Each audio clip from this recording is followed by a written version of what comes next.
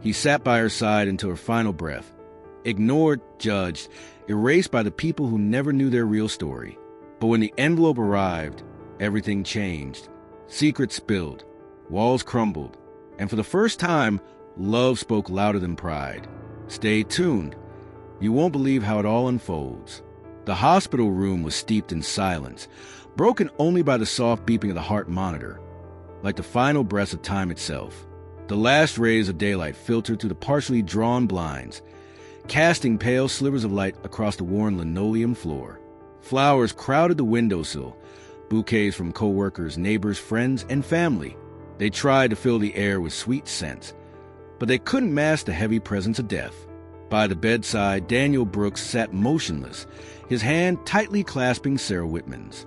His thumb gently stroked the back of her hand, in slow, steady rhythms as if trying to pour warmth into the fingers growing colder by the minute. Daniel's eyes were hollow.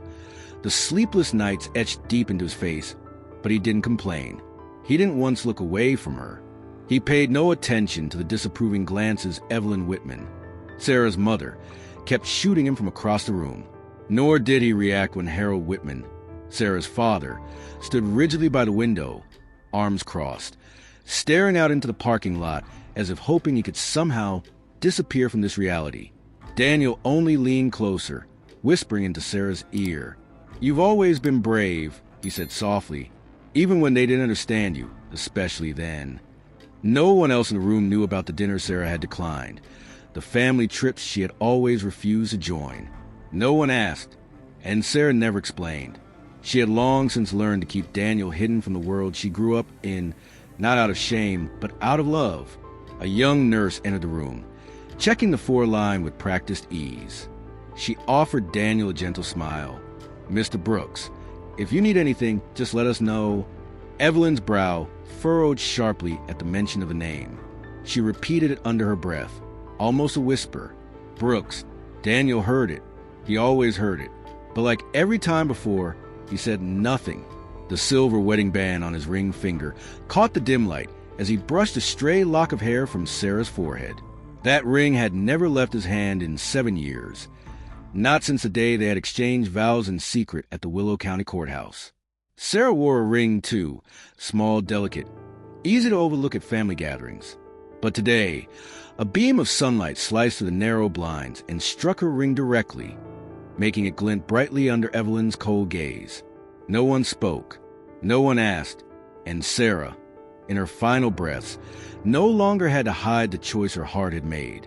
Daniel lowered his forehead to hers, whispering, "You never needed their permission, and you never had to ask for it." The monitor continued its steady rhythm, but somewhere in the room, something had changed forever. The hospital room seemed frozen in an endless moment. The steady beeping of the heart monitor became the backdrop for quiet memories drifting through Daniel Brooks' mind. He still sat there, hand in hand with Sarah Whitman, indifferent to the scrutinizing stares and the stifling coldness radiating from those around him. Harold Whitman occasionally shot him heavy, judgmental glances, while Evelyn Whitman sat stiffly in the chair opposite, her gloved hands clutching her purse as if it might somehow shield her from his presence. But Daniel didn't care. He was used to being invisible, used to being the shadow on the edge of Sarah's stories to her family, stories that left his name out, holiday visits she made alone, family gatherings she always excused herself from. He understood. He had never blamed her. Because he loved her, Daniel had learned to love the secrecy too. A soft breeze slipped through the cracked window, stirring the curtains ever so slightly. Daniel tightened his grip around Sarah's hand just a little more. "I never needed their approval, Sarah," he whispered. "I just needed you to know." Sarah had once told him, on a night filled with tears and whispered promises, "They'll never understand, but don't you ever forget this. You are the one I chose. You always were." Daniel drew a deep breath, willing his heartbeat not to falter. He didn't need validation from anyone. He only needed to hold on to that hand, the small, fragile hand that had carried him through the longest, darkest days of his life. Outside the window, the sun tilted westward, throwing slanted golden light across the sky. Inside the hospital room, where Daniel and Sarah sat together for the last time, Time itself seemed to bow its head, in quiet reverence to a love that needed no permission, no audience, only the simple, stubborn fact of each other. At Sarah Whitman's bedside, Daniel Brooks remained seated, his hand never once letting go of hers. Beyond the window, the evening sunlight softened, stretching into shimmering trails of memory, and Daniel let himself drift into them. Years of living a quiet but brilliant life, like a flame burning steadily against the fiercest storm. He remembered that day at the Willow County Courthouse, when Sarah wore a simple pale blue dress, her hand trembling in his as they exchanged vows. The small courtroom was silent, filled only with a scratch of pens signing papers and two quiet friends standing as witnesses. No flowers, no champagne, no cheers from family. But Daniel had never seen Sarah look more radiant. He remembered the first time they moved into their tiny apartment on Crestwood Street. Sarah had wrapped her arms around him in the cluttered living room, laughing as they bickered over who would choose the curtain color. In the end, they agreed on ocean blue. Like you, when you smile in the sunlight, Daniel had said, making Sarah blush for the rest of the afternoon. He remembered the holidays, when Sarah would go home to visit family, and he would stay behind, cooking her favorite chicken soup, waiting for her to return late at night, exhausted and wounded from scrutinizing looks and falsely polite questions. He remembered Christmas Eve 2 years ago, when she collapsed on the floor, heels kicked off, mascara smeared down her cheeks, whispering between sobs, "I'm sorry. I hate having to hide you." Daniel had simply pulled her into his arms, holding her tight as if he could erase all the cold in the world. He kissed the crown of her head and whispered, "As long as you keep choosing me, I don't need anyone else." But hiding was never easy. He remembered every time Sarah slipped off her wedding ring before stepping into the creaky old house she grew up in. The time she quickly deleted his texts, afraid someone might glance at her phone. The night she snuck away from family parties, using excuses like a sick friend, just to come home, to collapse into his arms, to lay her head against his shoulder. Never once did Daniel blame her. He understood, better than anyone, that Sarah's fear wasn't born of shame. It was born of love. She was afraid of losing him, afraid their small, fragile love would be crushed under the weight of judgmental eyes and suffocating expectations that had no room for something this real. Now, in the cold stillness of this hospital room, Daniel knew they had already won, not because they had convinced her family, not because they had made anyone understand, but because through all those years, despite everything, Sarah had loved him, openly in her heart, without fear, without regret. She had chosen him, quietly but unequivocally, and he had chosen to stay, quietly but forever. Daniel leaned down and pressed a kiss to the back of her hand, where the faint light still caught the tiny silver ring, a vow that needed no witnesses, no grand altar, only a heart that understood, and a love that would never be forgotten.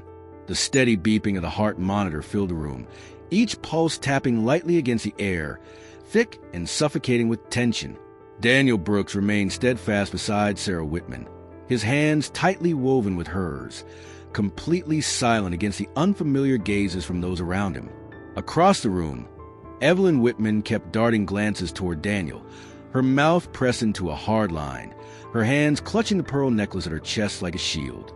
Harold Whitman stood by the window, arms crossed, staring blankly out at the parking lot. Sarah's younger sister, Julia, sat with her head bowed, absently twisting the corner of a tear-soaked handkerchief. The whispering began to snake through the room.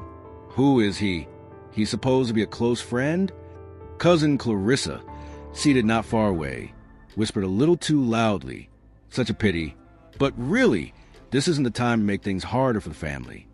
Daniel heard it all. He always did. But he didn't let go of Sarah's hand. He didn't defend himself. He didn't explain. He had long ago learned to stand firm in storms that no one else even knew he was weathering. And then, a new disturbance pulled the room into another spiral of tension. A man appeared at the doorway, gray-haired, wearing a simple gray suit. In his hand was a sealed envelope, his face solemn. A nurse followed close behind, politely introducing him. "Excuse me, this is Mr. Carter." He was designated by Miss Sarah to deliver documents when needed. Evelyn shot to her feet, her voice sharp. "What documents?" "Her family is here. Hand them over to us." The man shook his head slightly, his gaze flickering past Evelyn to Daniel. In a calm, steady voice, he said, "Miss Sarah specifically instructed that they be delivered into the hands of Mr. Daniel Brooks." The room seemed to fracture. Harold's eyes narrowed dangerously. Evelyn stood frozen. For the first time that afternoon, losing her iron grip on control. Daniel rose slowly, his hand firm as he accepted the envelope. He didn't open it. He simply placed it quietly on the small table beside Sarah's bed, under the weight of every questioning gaze in the room. He didn't need to read it. He already knew what it was. He knew that in her final days, Sarah had made sure their love would no longer have to hide. Evelyn stammered, "What kind of documents would involve you?" Daniel turned back, his gaze calm but unyielding. "There are things Sarah never needed to explain," he said. He paused, lowering his voice, but each word cut through the frozen silence like a blade. "And now, she doesn't need anyone's permission to do what's right." No one dared to speak after that. No more whispers. No more piercing stares. Only Daniel, his hand tightening around Sarah's, as a silent reminder. Even if the whole world turned away, this love, the years, the whispered vows, remained right here, undeniable. Outside the window, the sun dipped behind the trees, staining the sky a deep amber. Inside the hospital room, an old era of prejudices and misunderstandings had just begun to crack. A light breeze slipped through the cracked window, stirring the thin silk curtain like the final breath of the day. Daniel Brooks stood there, his hand resting on the sealed envelope, silent in the middle of a room roiling with unspoken confusion. He moved back to Sarah's side, sitting close, his hand firmly gripping her small, cooling one. Around him, the room seemed frozen in place. Evelyn Whitman pressed herself deep into her chair, clutching her string of pearls, her lips drawn tight and pale. Harold stood by the window, arms folded tightly across his chest, his eyes clouded and dark. Julia sat quietly at the foot of the bed, her hands clasped together, trembling slightly. No one spoke. No one cried. Only the steady beeping of the heart monitor filled the air, each pulse ticking down time. Daniel Brooks stayed where he was, his hand holding Sarah Whitman's with an unwavering grip, a silent vow carved into the air between them. The monitor screen beside the bed beeped steadily, each sound a weary breath Sarah was still clinging to. Daniel leaned down, whispering softly into her ear, "I'm here. I'm not going anywhere." Sarah didn't open her eyes. Her long eyelashes fluttered ever so slightly. A thin wisp of a breath slipped from her lips. Her hand stirred barely, a final, fragile response. Daniel felt it, the faintest movement, the subtle, heartbreaking shift as pieces of life slowly drifted from the woman he loved. The small hand in his squeeze is weakly. Daniel's throat tightened. He reached his other hand up, brushing her forehead gently, his voice breaking into whispered sobs. "You don't have to fight anymore, Sarah. I know how hard you fought." A single tear slid slowly down Daniel's cheek, falling onto their intertwined hands. The monitor gave a long, continuous beep, a sharp, cold, unbroken sound. Daniel lifted his head, glanced at the screen, then lowered his forehead against Sarah's, as if trying to pass the last of his warmth into her. "I love you," he whispered, his voice breaking. "I will always love you, even when you're no longer here." Sarah exhaled, one long, soft breath, like the wind gliding across an open field. Her hand relaxed in Daniel's grasp. Her face softened, serene, as if at last she had laid down all the burdens, all the fears, returning fully to herself. She was gone in the hand of the man she had chosen. Gone, surrounded by the silent, unwavering presence of a love that needed no rituals to prove its truth. A terrible silence fell over the room. Evelyn let out a strangled sob, her hand flying to cover her mouth, as if she had just realized, truly realized, there was no turning back. Harold turned away, rubbing his face with slow, weary movements. Julia bent over, her small shoulders trembling with silent, racking sobs. A nurse entered quietly, turned off the monitor, and bowed her head low, a gesture of deep respect, before gently folding the screen closed. Daniel still didn't let go of Sarah's hand. He sat there, as if standing guard over a piece of his own soul. And in that moment, in a room once crowded with pride, with words never spoken, only love remained, clear and undeniable.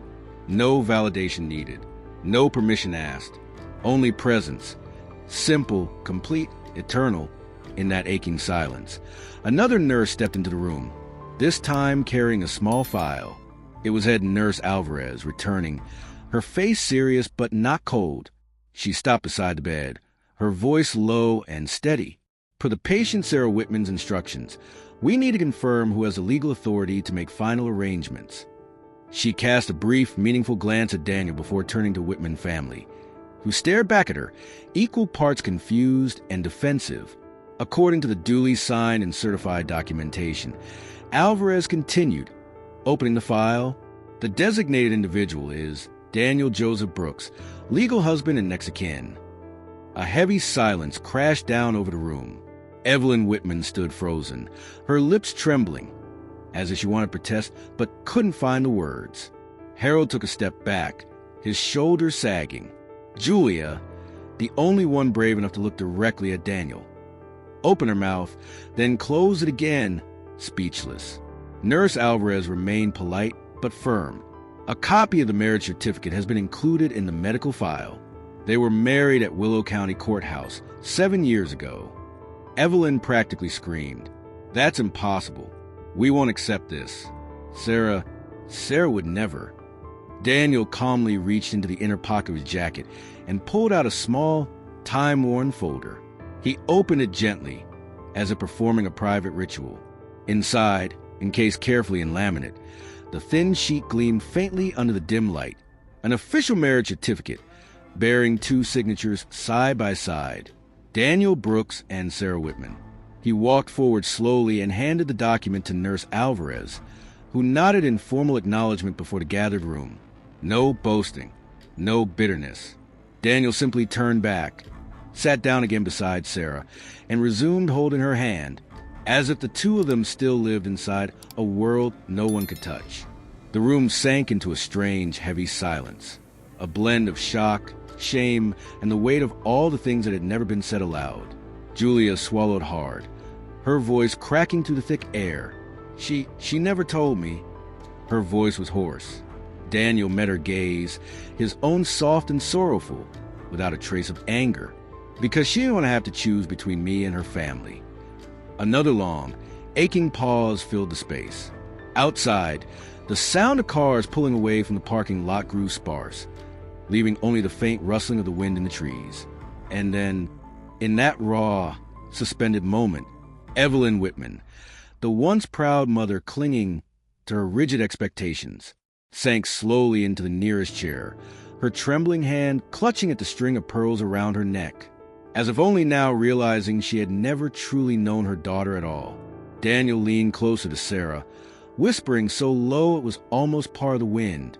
"I promised I wouldn't leave you, and I'll keep that promise, even if they can't see me." Inside that small hospital room, the truth finally rose, not with shouting, not with fights, but through the quiet, undeniable proof of a love that had lived fully against all judgment. The afternoon of the funeral faded beneath a heavy, gray sky, low clouds pressing down as if to swallow the small cemetery whole. The Whitman family scattered into isolated clusters under the old oak trees, exchanging fragmented stories, avoiding Daniel Brooks' name like a wound still too raw to touch. Daniel stood alone, set apart from the others, as if the whole world had silently decided he belonged to some different place, the place we had forgotten or exiled. He didn't blame them. He simply focused on the small bouquet of white pansies in his hand, and gently laid it at the base of the headstone carved with Sarah's name. No one needed to see. No one needed to understand. True love had never asked for that. After the funeral, the Whitman family returned to the old house on Ashgrove Street, the place that had once been Sarah's childhood home. Not much was said. Each step on the worn wooden floors echoed hollow and strained through the heavy air. Julia Whitman wandered through the house, as if searching for something to cling to, some trace of the sister she had never fully understood. She drifted into Sarah's small study, still faintly scented with old books and faded sunlight. When she opened the bottom drawer, she found it, a cream-colored envelope, sealed, resting atop a light blue leather-bound journal. Across the front of the envelope, in Sarah's familiar handwriting, were the words, "To my family, please read when I am gone." Julia hesitated. Her fingers trembled as she picked up the envelope. Part of her wanted to bring it downstairs immediately. Another part wanted to tuck it back away and pretend she had never found it. But the quiet, unwavering love Daniel had shown her sister, the undeniable truth of it, urged Julia to open it. She walked downstairs into the living room, where Evelyn and Harold sat in separate, heavy silences. When Julia lifted the letter into view, no one asked anything. They just watched. Julia took a deep breath, tore open the envelope with shaking hands, and began to read. Her voice came out small, cracking piece by piece, like branches snapping under the first thaw of spring. "If you are reading this letter, it means I'm gone. I struggled for a long time about whether to leave this behind, but I didn't want to leave with so much left unsaid. You never really knew Michael. No, Daniel, you only knew the versions of him I edited to make you comfortable. But I knew him. I knew the patience he gave me when I had to hide him from judging eyes. I knew the way his arms held me together when I couldn't stand on my own. You thought I was ashamed of him. I wasn't. I hid him to protect him from the coldness, from the polite smiles hiding sharp glances, from the whispered words spoken just out of earshot. I didn't need your approval. I only needed you to know. Daniel Brooks was the man I loved my entire life, the man I chose to walk beside, the man I chose to let go of at the very end." Julia swallowed hard, gripping the edge of the letter tightly. Around her, no one spoke. Harold stared down at the floor. Evelyn sat rigid as stone. But for the first time in years, her eyes, her cold, proud eyes, were brimming with tears. Julia drew a deep breath and read the final lines. "Forgive me if you can, but if you can't, at the very least, leave Daniel in peace. He gave me everything you couldn't. With love, Sarah." The room remained hollow, the slow ticking of the wall clock pounding out like a steady punishment. Julia folded the letter and placed it down on the old wooden table. No one touched it. No one spoke. Only the wind slipping through the cracked windows stirred, carrying with it the faded scent of love that had chosen to live quietly and had quietly won. The living room remained deathly silent after Julia folded Sarah's letter. Outside, the autumn wind picked up, banging the window frame against the old wood with a cold, hollow creak. No one moved. No one dared. Evelyn Whitman gripped a white lace handkerchief so tightly that her knuckles turned pale. She glared at the letter as if it were a personal betrayal. Harold Whitman sat motionless, staring blankly at a cold cup of tea he seemed to have forgotten he was holding. Julia swallowed, her throat dry and scratchy like sandpaper. Sarah's words had cut through, stripping away every layer of pride, every layer of apathy this family had built around themselves. And then, like a reflex, Evelyn shot to her feet. She hurried toward the stairs, movements rushed and strangely frantic. "Mom!" Julia called after her, but Evelyn had already disappeared upstairs. Harold looked at Julia, helpless. Julia hesitated for a beat, then hurried after her. Sarah's door was flung open. Inside, Evelyn was practically tearing the room apart, rifling through drawers, bookshelves, memory boxes. She was searching for something, some proof, anything that could contradict the letter, anything that could deny the love Sarah had chosen with her whole life. Julia stood frozen in the doorway, watching as her mother clutched a small photo frame, face down. Evelyn flipped it over and froze. Inside the frame was a photo of Sarah and Daniel, taken at Seabreeze Cove. The two of them were wrapped in each other's arms, smiling wide and free under the salt-brushed sunlight. Sarah, her eyes alight with happiness, so pure that just looking at it made your heart ache. No distance, no hiding, only the purest kind of love, needing no one's permission. Evelyn's hand trembled as she touched the cold glass. A sob tore loose from deep within her chest. The first she had allowed herself since Sarah's passing, and for the first time, she couldn't hold back her tears. Julia stepped quietly to her mother's side. She said nothing. She offered no blame. She simply stood there, staring at the photo of two people her family had chosen not to see, not to acknowledge, for 7 long years. And in the end, Sarah had answered them, not with arguments, but with the way she had lived her life. Daniel Brooks had been her real family. Evelyn slowly placed the frame down on the table, covering her mouth with a trembling hand, as if trying to stifle the sobs building inside. "She loved like that," Evelyn whispered, her voice breaking into tiny, brittle pieces. "And we never knew."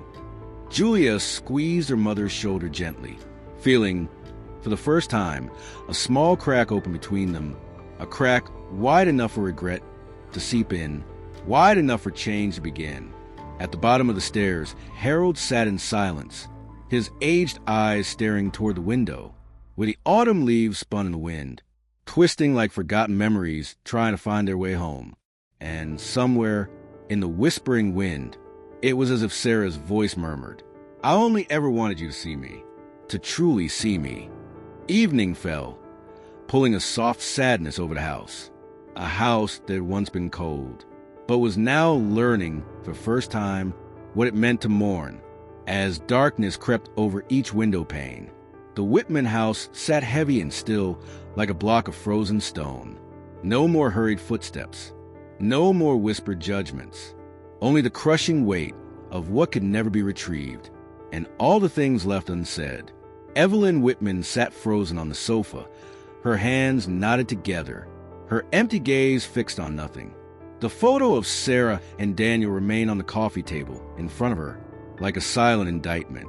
Harold Whitman stood motionless by the fireplace, where the flames had long since died, holding a teacup he hadn't touched. Julia sat on the bottom step, Sarah's letter resting in her lap, like something sacred no one dared disturb. Every so often, she glanced at her parents, those who had once been so certain of their love for their daughter, and yet had never truly known the woman who was now gone forever. The slow, heavy ticking of the antique clock filled the room, each beat a grim countdown for something already lost beyond recall. Suddenly, Evelyn rose. She moved slowly toward the bookshelf, the place where Sarah had often sat reading in the late afternoons. Evelyn pulled out an old photo album, blew off the dust, and opened it page by page. Pictures of Sarah growing up, graduations, family gatherings under golden sun. But among all the smiling faces, all the moments frozen in time, Daniel did not exist. Not even once. Not a single trace. Evelyn clutched the album to her chest, and at last, the tears she held back for so many years finally broke free. She sobbed, not for the grief of losing her daughter, but for the overwhelming weight of regret. She had loved Sarah in a way that suffocated her freedom, instead of accepting and loving the parts her daughter had needed most. Harold slowly sat down beside her. He placed a hand on Evelyn's trembling shoulder, but neither of them said a word. They didn't know how to patch together the years they had thrown away. No one had ever taught them how to apologize to someone who had gone too far to hear. Julia quietly rose to her feet, stepped over to her mother, and gently took the album from Evelyn's hands, placing it down on the coffee table beside Sarah's letter. "Mom," she whispered, "we can't change the past, but at least we can stop denying it." Evelyn nodded through her sobs, burying her face in her shaking hands. Harold let out a long, heavy sigh, a weight he had carried for decades finally loosening and slipping free. Outside, the faint tinkling of a wind chime rang from the front porch as the evening breeze swept through. The soft, fleeting sound was like Sarah's laughter, drifting in from somewhere far away, yet somehow filling the room as if she were right there with them.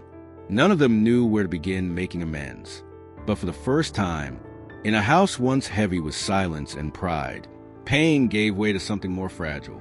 Genuine regret. It was too late to undo the past, but it was a start, a sign that even through heartbreak, Love could still take root again in the places long forgotten. That morning, the sky over Willow Grove Cemetery was bathed in soft sunlight. A gentle autumn breeze stirred the golden leaves, sending them drifting across the white gravel paths. Daniel Brooks walked slowly down the familiar trail, carrying a bouquet of white pansies, the flower Sarah had loved for its simplicity and resilience. He wasn't in a hurry. He never had been when it came to her. The simple headstone beneath the old elm tree came into view, its clean, carved inscription catching the morning light. Sarah Whitman Brooks, 1988 to 2025. Loved deeply, forever answered. Daniel knelt, setting the bouquet carefully at the base of the stone, straightening it with quiet reverence. Then he leaned back against the trunk of the elm, closed his eyes, and let himself be carried by the sounds of the wind, the soft murmurs of nature, as if Sarah were still sitting somewhere nearby, laughing gently at some foolish thing he had just said. "I stopped by Seabreeze Cove," Daniel said, his voice barely louder than the breeze. "Our old bench is still there. I saw your name, still carved deep, still shining, even after all these years." He pulled a small photo from his jacket pocket, a picture of Sarah wearing a straw hat, grinning ear to ear by the ocean. Daniel placed it beside the bouquet, anchoring it gently with a small stone so it wouldn't blow away. "I didn't come here to cry, Sarah," he whispered. "I came to keep my promise. I'm still living. I'm still carrying you with every step, in every moment."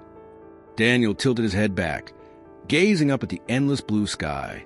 He didn't need anyone else to know. He didn't need to prove that their love had ever existed, because truth didn't need an audience. It was stitched into his breath, his heartbeat, his every quiet decision day after day. True love doesn't demand recognition. It only needs to be lived, to be guarded, and never betrayed. Daniel nodded slightly, as if to someone sitting right beside him, then rose to his feet, brushing dirt from his jeans. "I'll be back soon," he said, smiling softly.